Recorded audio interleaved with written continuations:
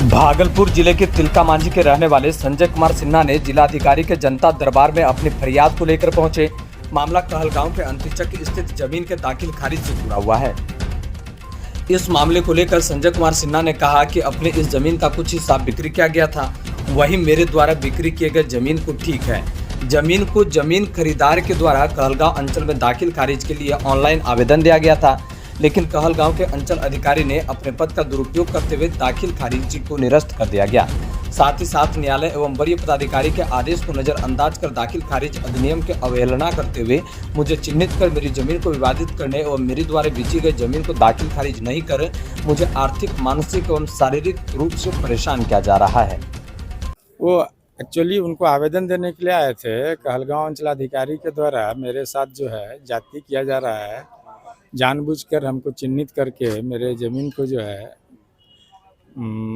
Litigant declare किया जा रहा है और मेरे क्रेता के द्वारा खरीदी गई ज़मीन का दाखिल खारिज नहीं किया जा रहा है। पूर्व में क्रेता के द्वारा जब आवेदन दिया गया था तो ये कहते हुए उसके आवेदन को अस्वीकृत कर दिया गया कि उस पर स्वत्ववाद लंबित है, जबकि उस पर कोई स्वत्ववाद लंबित नहीं है। उनके आदेश के विरुद्ध जो है हम लोग भूमि सुधार उपसंहारता कहलगांव के यहाँ म्यूटेशन अपील किए थे, जिससे म्यूटेशन अपील में DCLR साहब ने सारे कागजात के अवलोकनोपरांत जो है CO साहिबा के आदेश को जो है निरस्त कर दिया और उनको जो है पुनः जो है नामांतरण करने का आदेश दिया। 7 सितंबर को पुनः जो है मेरे क्रेता के द्वारा म्यूटेशन के लिए आवेदन दिया गया, जो आज तक लंबित है।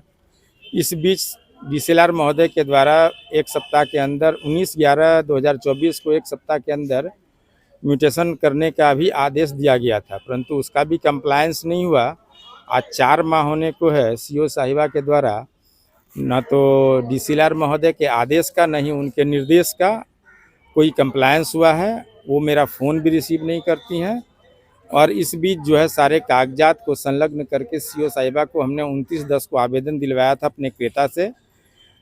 उसके बाद जो है 30/10 को जो है वहाँ एक कार्यालय में जाके उनसे मिलने के बाद सारे बातों को बताया भी गया था, पर आज तक जो है दाखिल खारिज उनके क्रेता के नाम से नहीं हुआ है। जमीन में लफड़ा भी है क्या? कोई लफड़ा नहीं है, न हम उस स्वत्ववाद में पक्षकार हैं, न मेरा जमीन उस टाइटल सूट में इन्वॉल्व है।